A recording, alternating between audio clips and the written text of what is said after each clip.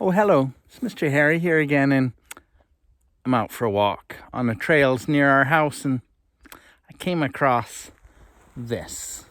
These are animal tracks. They're small animals. I'm wondering what they are. I'm hoping you can help look for clues on the animal tracks. With your friends and family, teachers too, figure out what made these tracks. If we look closely, there's a pattern. 2, 2, 2, 2. Between the little parts, there's a thin line that connects the dots.